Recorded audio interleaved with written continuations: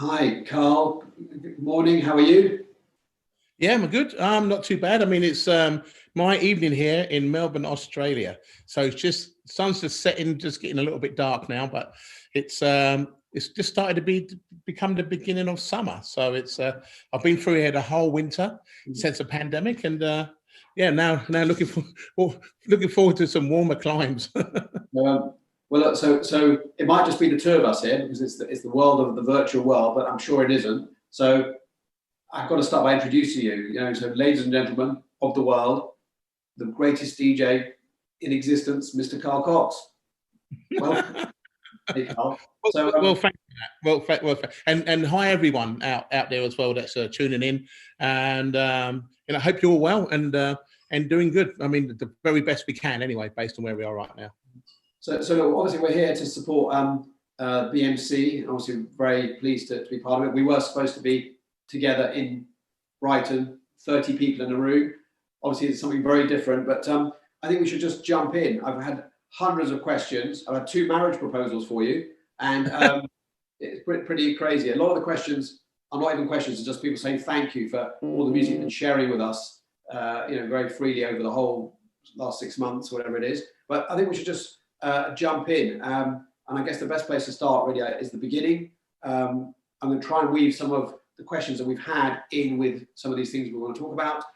Yeah. I think starting at the beginning, I got sent this fanzine about the dungeons, the hypnosis night, where Lyndon C was saying that you would drop the speakers off and then you'd be like, please can I DJ, please, please, please, please, please, and they kept knocking you back and you'd go and sleep in the van to load the speakers up. Moving forward from that, very quickly you became the 3-deck wizard and the biggest DJ on the rave scene. You were like the must-have guy, but you didn't have a residency. So it was like, Pete Tong from Radio 1 or the Milk Bar, or, Nicky Holloway from Pasha in Spain, as people used to say, or,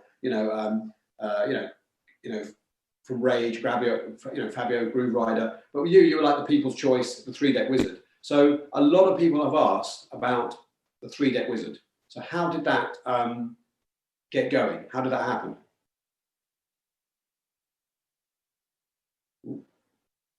Are you there? Carl, how did that happen? 3-deck wizard. No, it just cut off, but we're back now. Yeah, that's good. I was getting worried. So I was just saying, so how did the 3-deck wizard happen? How did the 3-deck situation come about that you were doing it, in front of a big audience?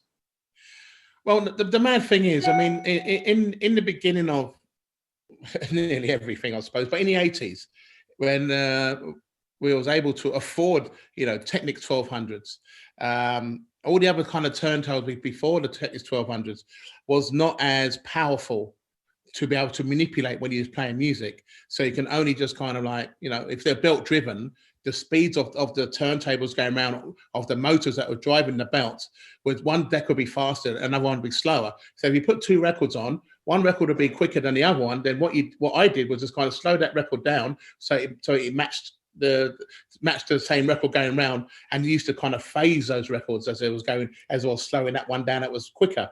So I understood the ethos of pitching records and how to get the fast one slow and the slow one fast to get them to mix together. And once I had understood that, I spent 5 years in my bedroom, eventually on the Technics 1200s, eventually, because those were very expensive turntables at the time. And we're talking about 80s, 86, 87, 88.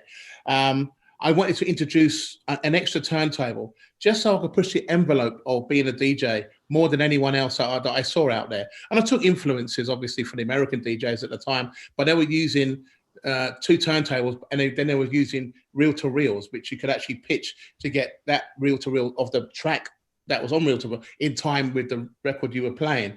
But I just said, no, an extra turntable would do it. And nobody really saw a DJ doing that at the time. Back in the day, of course, in Detroit, the other DJ that I knew was doing 3-deck turntable mixing was Jeff Mills. And he was very good at it. But I wasn't in competition with anyone. But also, I did go in for the DMC mixing championships. And I was very influenced by cutting and scratching and mixing and beat matching at the time. So my head was very much in that. But what I did was I took the elements of hip hop DJing, cutting and scratching and enabling that on house music and techno and acid house music. So everything was in a 4/4 structure. So all I had to do really is get that track playing, this next track mixing in on a 4/4 structure, and the next one mixing in on a 4/4 structure. So just actually adding, the same element to 2 turntables onto 3. And then once I had the idea of how I was going to make that work, and then I just perfected it as I was going along so people could see that there was a little bit more water in my well of being creative as a DJ. And I had to stick by it in the end, as a 3-deck wizard for someone that they wanted to see spin on 3 turntables, because there wasn't really hardly anyone else doing it. And in fact, even still today, there's not that many DJs that can do that. There's a lot of DJs out there that will profess, I've done 4, I've done 5, and I've never seen it. Maybe in their bedroom and they've done it in front of their friends, I'll get that. But you've got to do that in front of 25,000 people. In fact, sometimes 2,000 people, or sometimes 200 people that are just looking over the turntable, just watching you do it. I've had it many times before, but I did it with ease, and I'm still doing it today, even on my Cabin Fever shows, which is all vinyl on Facebook and now on Mixcloud Live. I'm doing 3 turntable mixing. Now, the thing is, it's not the most dynamic thing that you see, because my music and the way how I play it is over a period of time. So I'm not going to be doing it the whole time. It's just that sometimes in elements of the set that I'm playing, I feel that I can mix that record and this one and that one at the same time and drive that element home. And don't forget, with turntables, there's no get out of jail free card. At the end of the day, you have to basically mix on mix points on where the record is, of which you have to understand the record you're mixing. So it really is an art form. It's an art form mixing on 2 turntables anyway, and let alone 3, which you don't have ability to use loop mode. You don't have ability to extend anything. The record is where the record is, and you mix on that point, and then you basically get out. And that's something that I always enjoyed doing. It was just the challenge of it was always the greatest thing for me. Whether I was playing hard techno, whether I was playing drum and bass, whether I was playing rave, whether I was just playing house music, I always challenged myself by playing on 3 turntables, and then hence the 3-deck wizard. That's where it came from. There's quite a famous picture of you in a pub, in a DMC kind of trial, with a massive amount of people looking over the decks, what you're doing with 3 decks. In that audience, people who would go on to be big superstars of dance music are watching you, as young guys, going, what is going on? But I do remember there's one thing where you were doing a vinyl set, obviously, and the record was playing, everyone was dancing away, and you took the needle off while it was playing, and you put the record away. There was no music, no sound. Obviously, everyone's looking at you. You then took another record out, put it on, and it was as if it was part of the set. But it was... I read about it actually again in I think the Stones magazine that James sent through to us, and with vinyl you've got nowhere to hide. You've got the duration of the record to find the next record. People don't appreciate today that you've got 2 or 3 record boxes with you, not a USB stick with 20,000 bits of music. You've got to work with what you've got, and if the guy before you or after you, whatever it is going to play or has played the hit of the day. And obviously, when you were a warm-up DJ, you couldn't play all the hits of the day because you'd kill it for the next guy. You've got to work with what you've got, and the crowd have got to be into it. And obviously, you're working 50% harder because you've got an extra turntable going on, so you've got less to play with. It was interesting. But if we move on a bit, a lot of people this summer didn't go to Ibiza. No. And they didn't go to Ibiza. And traditionally, a lot of people go to Ibiza to see Carl Cox. You made Ibiza your home. I think DJ Mac called you the king of Ibiza. It's one of your titles. You very famously have that villa that you use where all the artists that play with you stay together, which is very unusual. There's no headliner status. Everyone stays together with you. You all go to the club together. You all become a family, and it really is what creates that energy in the music. And so there are a lot of people talking about the last night at Space. Different events you've done. Underground stuff. But I think what would be good for people to hear is a story from you that captures the spirit of Ibiza. Maybe it could be the last night at Space, which was so emotional, but something that for you sums up the spirit of Ibiza. A lot of people missed out this year. They might miss out next year, which we don't want to talk about that, but they might well miss out next year. Things are definitely different. Things have been different for a while with the bottle service culture and the different levels of what's going on. But something for you that sums up Ibiza, or the spirit of Ibiza. Well, I mean, the thing is, people go to Ibiza to escape from their own normal lives, and that's all I ever did every time I went every year. And I didn't basically go to Ibiza and straight away DJ'd.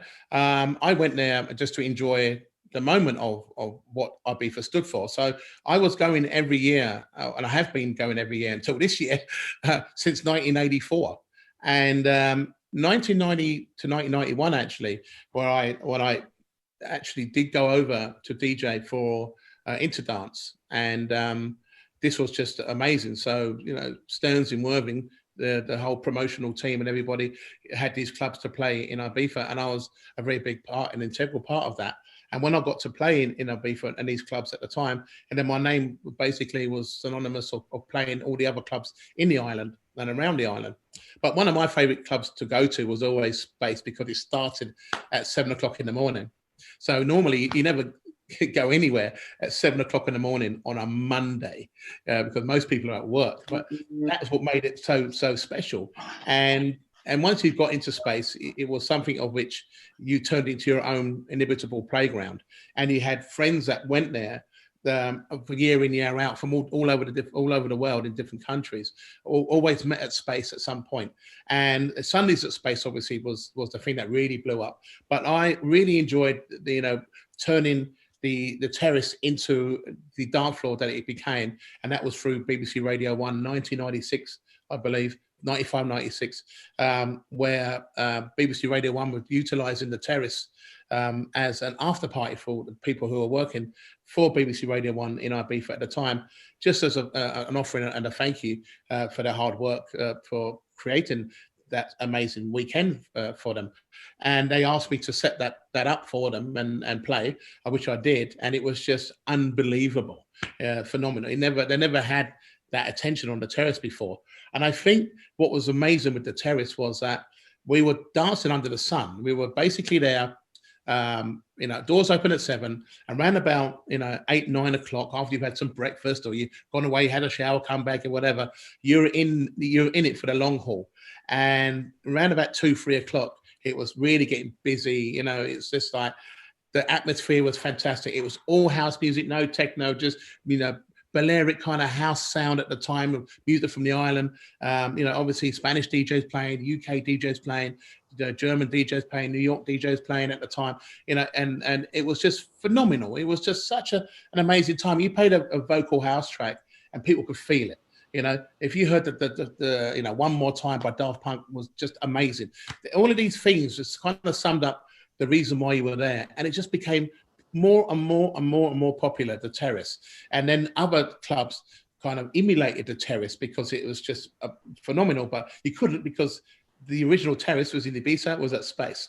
But of course the terrace became too small, but also I had an opportunity to take over the inside of the club on a Tuesday, which then became what it was, Carl Cox on a Tuesday for the Revolution Nights.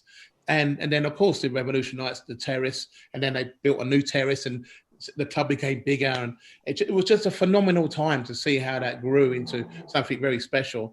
And the people that were going there every time kind of treated it as their church. I mean, I had the most eclectic dance floor every time I played, every time I was there. So it wasn't just English people or just Dutch or just German or people from the island or just Italians.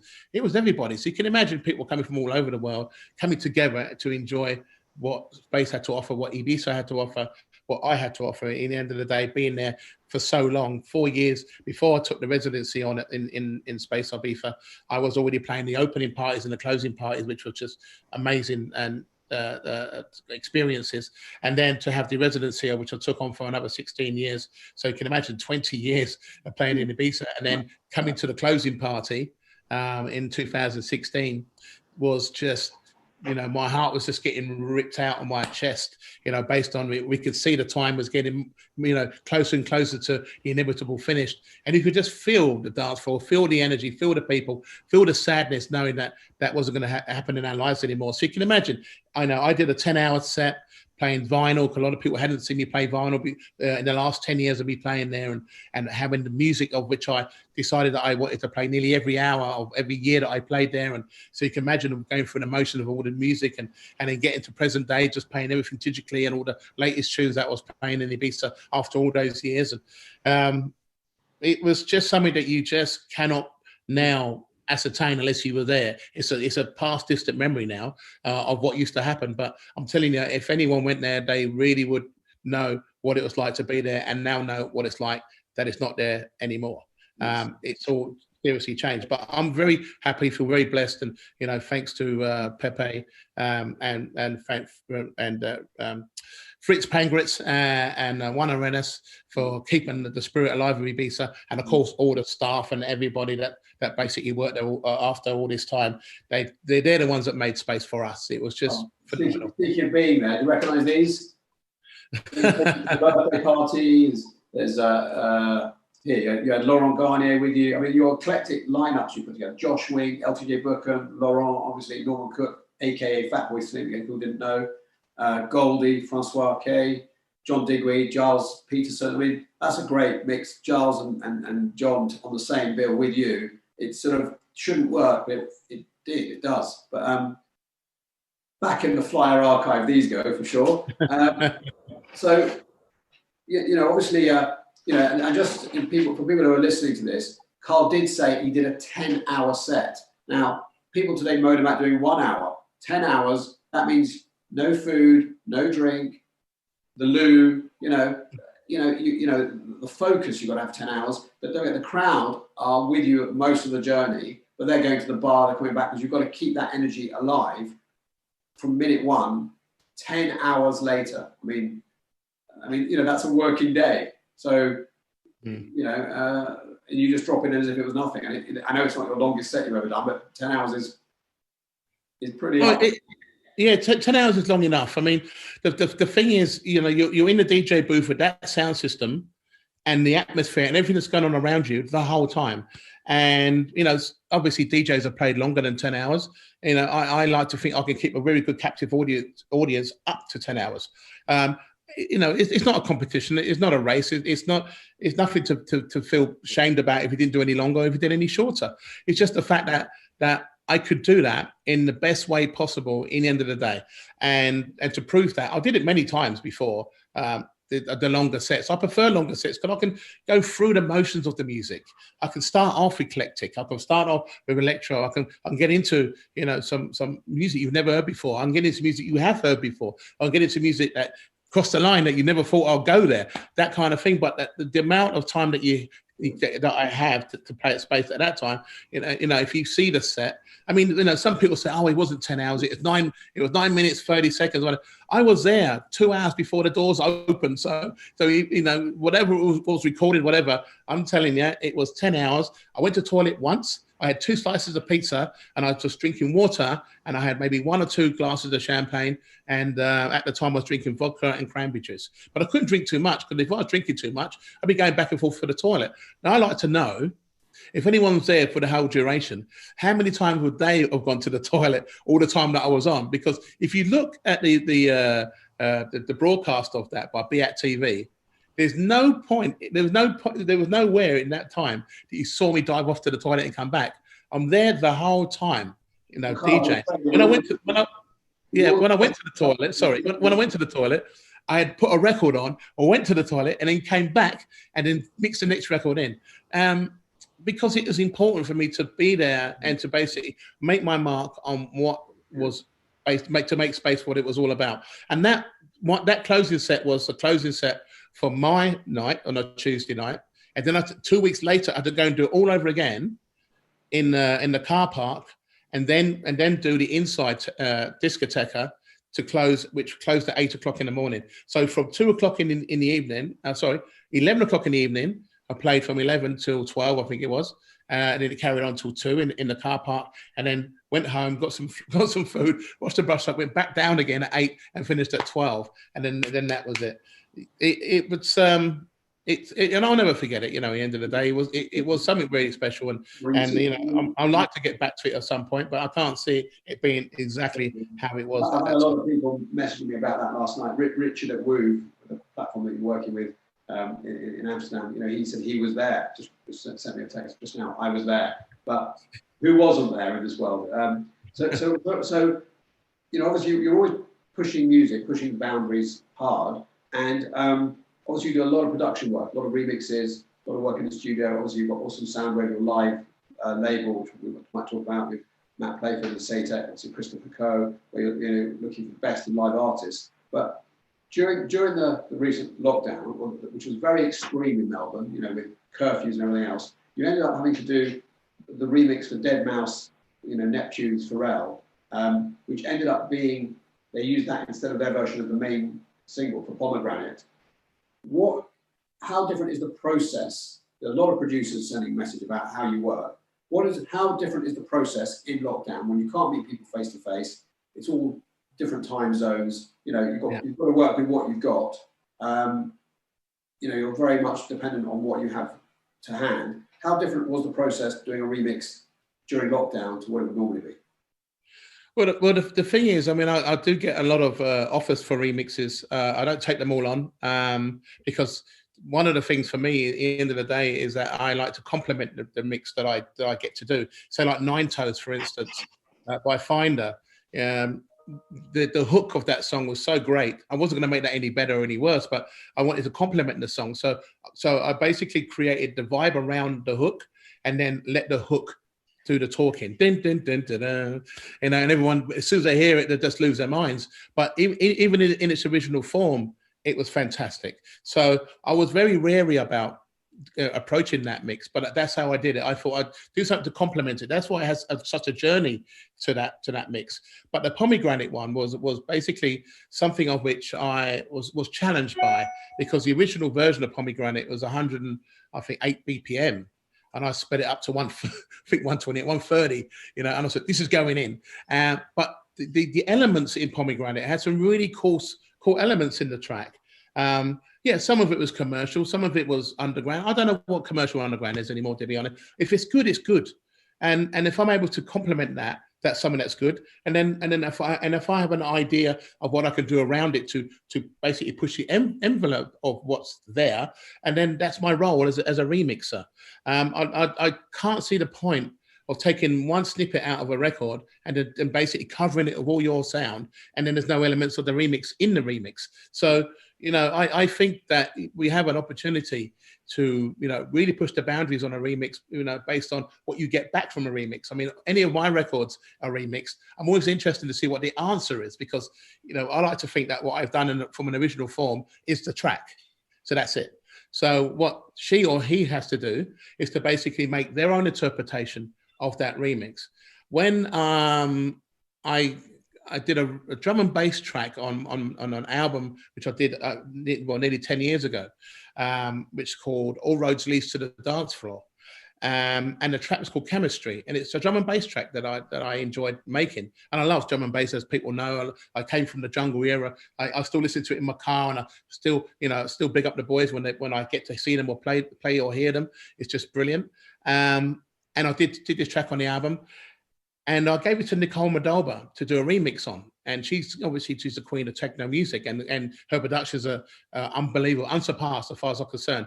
But I was interested to see what she did with a record which was non-techno, which was non-house music. It was a drum and bass record made by me, you know, in the end of the day, of a challenge. And she came back with an amazing answer to that record, to the point that it was #1 out of all the remixes that came out in that year. And it was recognized for it being a point of genius on a remix, which that's the challenge. At the end of the day, she still kept the essence of the original vibe of the track, but she turned it in and made it into her own. So that's a perfect example of a remix and how you approach the remix. And that's how I do all of my remix. If you see the catalogue of remixes that I've done, you'll always hear the original version and the Carl Cox version of keeping the integrity of the mix. So I complement them. So I respect the fact that there is an embodiment of something that I appreciate and which I enjoy and which I love. I can't just do a remix for remix sake. It just doesn't work. So questions come in from Imogen Gibbs. Hello, Imogen Gibbs. She wants to know, what advice have you got for a young DJ or producer starting out, I imagine? Yeah, I mean, at the moment now, I think that the decks are cleared for you to do whatever you want. Do whatever you want. At the moment, there's no dance floor for your music right now, and there's nowhere for you to perform from.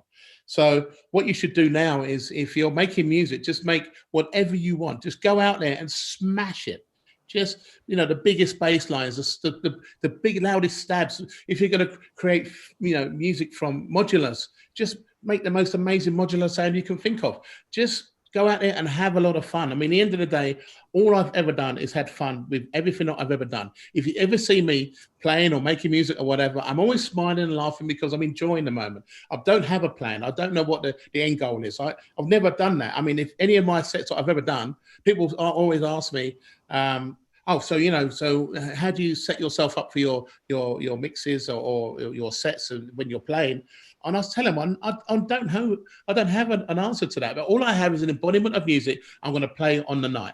And then while I'm choosing the music and the records or the files, because we obviously use a computer or sometimes using USB stick or CDs, whatever. At the end of the day, it's based on how you feel. What you pull out is what you connect yourself to the dance floor. So when you're making your music, it really doesn't matter anymore based on what you're making or how you're making it. It's all down to how you feel in the sense of making the music in the first place with no agenda. Because as soon as you have an agenda, you're going to let yourself down by it because you've made your music. You want to try and send it to a few people. They knock you back and you think your music's rubbish. It's not that your music's rubbish or anything. It's just that you may be too futuristic for some people to understand at the moment. And therefore, your music may be understood in 6 months or a year's time. Or right now, if you're making music at the moment just to basically rock the dance floor, well, there's 1,000 people doing exactly the same thing. If you're making a deep house record, there's 1,000 people already made a deep house record. If you're making a drum and bass record, there's 1,000 people already made drum and bass music. So, and right now, if you're making techno, there's 3,000 people making techno music at the moment because it's a very popular genre of sound. But the thing is, you have to have your heart, your soul, your vibe in the music by whatever you make. So put breakbeat on top of folk music, put drum and bass in a bit of reggae stuffed in. Doesn't matter. Just do what you feel and enjoy it. In the end of the day, we have all the time in the world now to hear new music by the now generation who feel compelled to make music for the future. And I want to see them. I want to see that surgence of new music to come out in the future. Well, obviously, nobody could have predicted where we were going to be today, where we were 6 months ago, where you were halfway through an American tour. Obviously, you've been really busy in the studio. You're all day long working and stuff. I've actually just noticed here that even though you said you're going to slow it down, you've actually done over 44 live shows during this pandemic situation. You mentioned Nicole Dava, who obviously did some great stuff together, and you did the Lebanon gig for her, benefit gig. You actually did 2 Lebanon shows. You did her one first. So with all the stuff that you've been doing, all the shows, all the projects you're working on, remixing Cabin Fever, which we're going to talk about a bit later on. I think because a lot of people want to know what's going on in the industry, what they can do. There's in the UK alone, there are a couple of million people who work in entertainment, bars, restaurants, clubs, nightclubs, hospitality. Events, lighting, sound. We know that people are struggling. We know that some people are not struggling as much. We know that there are people who are reshaping their businesses. Some people are waiting for the pandemic to be over. Some people can't believe it's still going on. The advice isn't there. There's been a lot of campaigning the last couple of days. Some people are really looking at a bleak future, particularly nightclub venues, who haven't focused on the daytime aspect of their business and they're able to bring other stuff in. A lot of our friends we know are really trying to put the best foot forward for everyone. And dance music is a massive, massive, multi-trillion-pound global industry. There's nothing like it that has come out of an organic bunch of guys running around in the field. You've got, you go from this to a huge employer. I mean, talking about millions of people globally. What do you think that the industry can do. I mean, bear in mind, there's no industry that's well, maybe the acting world, maybe, but but there's no industry that has such a high social media presence, such a potential voice, is populated by so many future voters. What do you think that industry can do to get its message across? I mean, no one man is an island, or no one woman's an island at the end of the day. And if I had that crystal ball, I could tell you what the future is. I mean, the thing is, as an individual, self-employed DJ that bit the bullet to say, I wasn't going to carry on being a scaffolder anymore. I'm going to be a self-employed DJ. And at the time, I had a mobile disco, of which I basically punted around for years and years and years until I had the opportunity to work in clubs, working at festival events, and basically had my name synonymous with the race scene, which was burgeoning at the time, 88, 89, 90, and the list goes on in the sense of years. And my career has spanned over 35 years straight, playing all over the world. You can imagine, from the smallest clubs to the biggest festivals. And even this year, I was basically doing my first American tour in clubs, not just festivals. That was going really well, and leading up to Ultra, like I do every year, 20 years in with Ultra. And then for it all to basically get to this pandemic, I'll come back to Melbourne and still on lockdown after 6 months, and then to see everything just basically fall off a cliff. So you go, okay, well, that's me. But the industry as a whole, every aspect of it, whether you're working in bars, clean bottle service, whether you're getting cables for the riggers, lighting companies, drinks companies, all these things that makes this whole thing go round, has all stopped in a sense of the handbrake of the pandemic. Everything, and the thing is about what's going on now with the government. The last people on the food chain for us to get our industry back is the thing that they really don't want to happen, because we do bring the biggest amount of people attention together.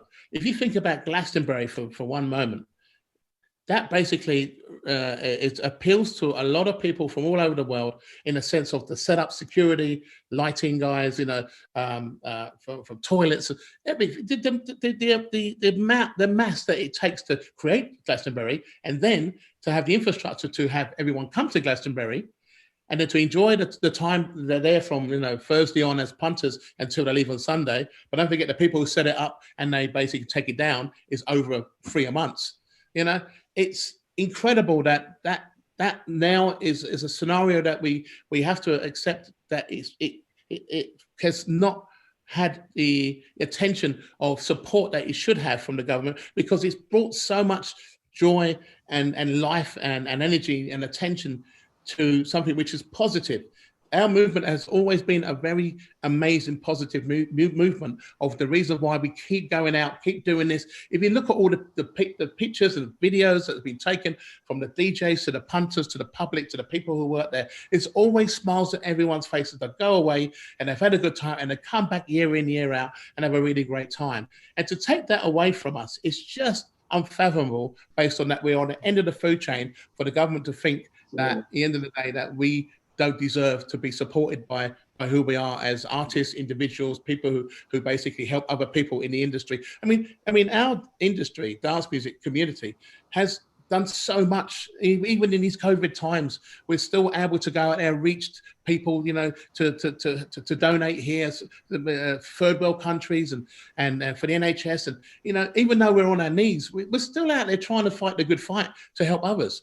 And there's nothing wrong with that at any point in any way, shape, or form. But right now, I believe that the government should be looking for us to basically be supported to get what we basically have been involved in for so many years, at the end of the day, back to where we believe it should be, because then we can get so many people back to working, so many people back in jobs that they love, and basically get people back on the dance floor and enjoying ourselves. But it's going to be very difficult, long, arduous road to get to that point. All the time we have social distancing. All the time we don't have a vaccine. I mean, you and I and everyone that's listening and watching, we all understand and we know that this is going to be different in our time to get ourselves back. But we have to have some glimmer of hope that in some ways it should look to be coming back. We want to go to Glastonbury. We want to go to Boomtown. We want to go to all these festival events that have happened over the years. And there's nothing wrong with supporting our cause at the end of the day, because based on how much, I mean, the taxes that get paid out of all of these festivals, not just in the UK, all over the world, supports the infrastructure of our social life. And we can't get any support based on what we've created. It's unbelievable. Yeah, so a couple of things worth mentioning here. And I've got to say, my phone has gone red hot with people sending in something. I'm going to ask something in a second, which is that. So the first thing is that our politicians, love them or hate them, are of an age where they have been to clubs and festivals, and in the modern times, these are not, and so it's amazing they do not see the cultural value that music and brings to everyone. And obviously, they've given a lot of money to the cultural world, and we know that opera is important and ballet is important and everything's important, and but the infrastructure, for example, a nightclub that employs bottle washers and barmen and security guards and medics, every licensed venue has a trained medic, has air conditioning, has all the things that you could, they could support. And if they said, well, look, you can't open as a nightclub, but you should open as a playground or as a school, we will give you an immediate license for food. There are, the emergency measures that are coming in could be used in a slightly different way. I mean, I have my own view, which is, and I speak to government a lot, and I'm doing what I can do. I do think we all have a membership card that can get everything going. There's your membership card. Have that with you. But I would say that there was there are a lot of protests going on. There's a lot of terrible things that are going on, and obviously we see what's going on in the States, which is pretty worrying. And it's all covered in the news. And yesterday and the day before, a lot of our friends went to the National Gallery and Trafalgar Square, which obviously is synonymous with getting people dancing. They stood out, there, stood socially distanced. They wore masks. They did everything properly. And you had to really be looking hard through that sort of news websites things to find a tiny snippet of it. There was nothing to show that this multi-billion-pound industry, which is populated by thousands and thousands and thousands, millions of workers, as well as the enjoyment and cultural benefit and the social, the mental health aspects that it brings to people, the beneficial, mental side. There was no real awareness of it. I've got a message here, which even though we've covered the subjects, from Carl Cox, a good friend of ours, editor of DJ Mag, just sent me a message saying the government, this is word for word, the UK government has said that our industry is not viable. So what's your response to that? I don't know if you've seen that. They're giving money to what they call viable industries, things that they believe can go. So, something that, a taxi is a viable industry because you can still need a taxi. They think because you don't immediately need to go to a nightclub tonight, they say it's not viable, which means they're not going to support it. And they can't support everyone, but it's such a terrible thing to say to an industry, you are not viable. So Carl's question to Carl is, what's your response to our government saying we're not viable? Well, the government is absolutely 100% wrong. I mean, the people have spoken before. When we basically didn't have a pandemic, and then we were basically saying, look, we don't want to go to a nightclub and come out at 2:00 in the morning and be home by 3. We basically fought, as you know, for the right to party under everything that the police and the politicians put us under. They had to listen to the people. They had to give, festivals and clubs the ability to make sure that the people, at the end of the day, got what we would like to have in our lives, to be comfortable in our surroundings. And that's what happened. The thing is, it only happened because we all spoke. It's okay me speaking, but I'm just one person. We all have to speak out based on what now has been taken away from us. For them to say we're not viable, I mean, I like to see their tax accounts, based on how much we all have to pay, based on what they get in as revenue, because they allow these events to continue. I mean, it must be billions in billions. I mean, if we don't come back, they're losing billions and billions. And the government don't like to lose billions. They want us to go back out and want us to work, but also they feel that they want to have egg in their face as well. If they allow us all to carry on and do what we like to do, and then the pandemic continues and then eventually goes into COVID-20 and then COVID-21, and it's all because of the industry as we know it. They can't keep blaming us for everything. It's just impossible. We've done right by everything that they want us to do. And it's just impossible for them to think that we're just not viable. I don't believe it. I won't believe it. You know, I continue to do what I do because I believe people still want to be entertained by the music, about what we play and what we do, and to what makes us happy, and what I know what makes other people happy. Now, you don't have to like my music. You don't have to follow my clubs or anything. But the thing is, I've been doing this without agenda for 40 years. Is because my heart and my soul and my spirit lives on within me to continue to do what I do at the level that I do it at. And at the end of the day, if we could basically come together, I don't care if what gender you are, you man, woman, or child. If you love the music, we have to basically, you know, make our voices heard in order to say of being viable, because the basic is saying that we don't exist, or, you know, don't worry about them. They'll all fizzle out in the end of the day. We've been involved in this music for 30 years. You think we'd fizzle out by tomorrow? You think that this pandemic, at the end of the day, is going to take us under? There's no way. At the moment, the figures, at the moment, the figures are going up. But what you've got to do is just do the right thing as much as you can, get those figures down so we can get back out there and make our voices heard again. Get back in the club slowly but surely, build that back up again. At the end of the day, we're going to have all this COVID testing. We're going to basically get to a point where we understand and live with this, like we live with AIDS, like we live with Ebola, like we've lived with all the viruses that have come to us over the period of our lives.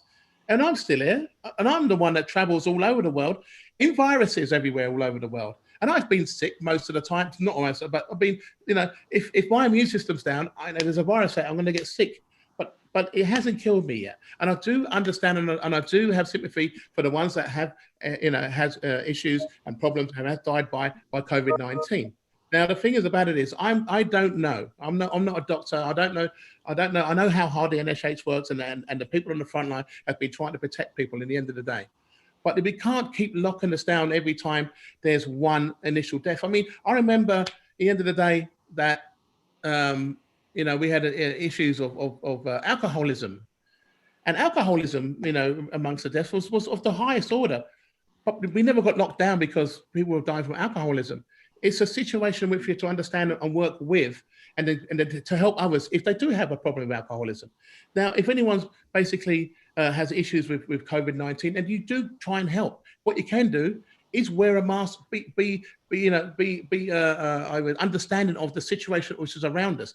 This whole pandemic is just sideswiped us from another realm of a place which we've never had to deal with before. And at the moment, we're kind of dealing with it quite well, and we're not dealing with it well at all. And it's really playing on a lot of people's, mental health. And it's not right that the government think that we're not viable, because in the end of the day, all we are is just human beings trying to get on in life, and the one chance that we have on this planet to enjoy ourselves. And to be locked down by it is incredible, and to be denied by it is incredible. We've worked way too long and way too hard to be where we are right now. I don't think so. You know, obviously you're hugely popular already, but you just won a load more fans because not many people come out with what you said, which is just the government are wrong. That's a statement. You know, we are viable. We know that. You know, some of us are thriving during this situation, which is great.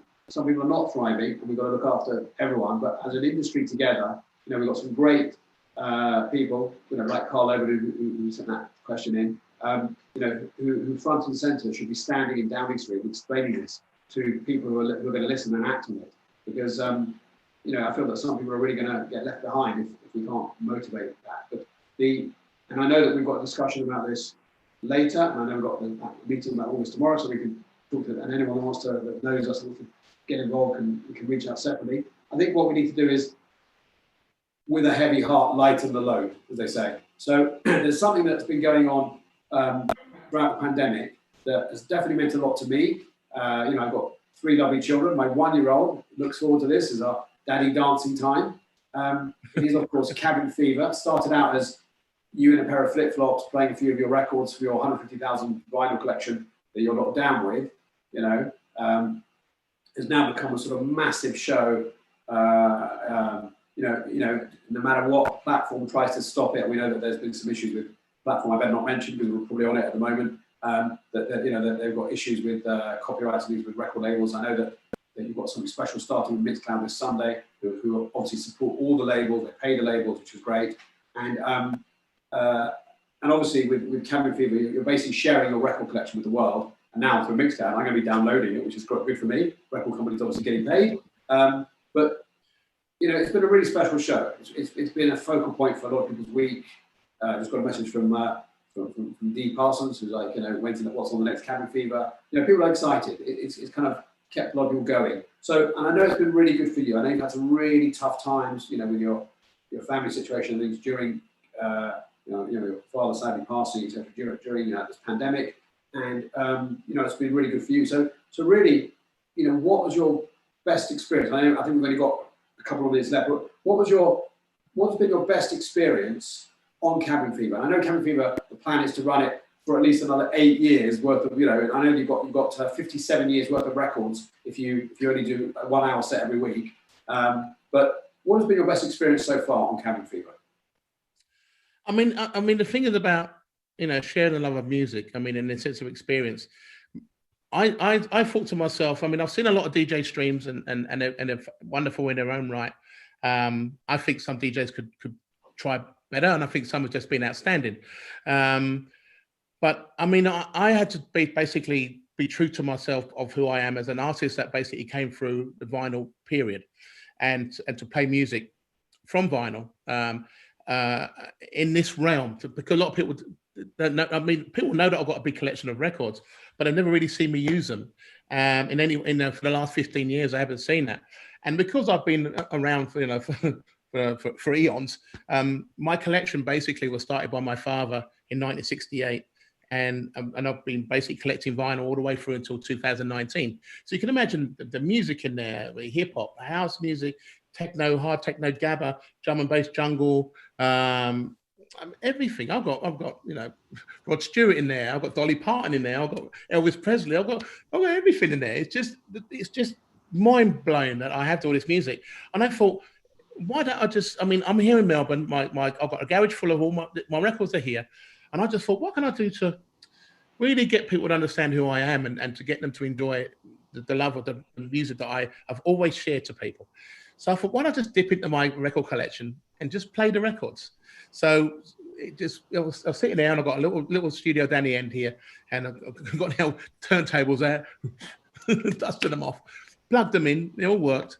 And I just sat there and I put the camera on for my iPhone, and just run it live, and said, right, I'm going to play my music, of give you the history of really who I am, because, obviously the now generation know me for house and techno music.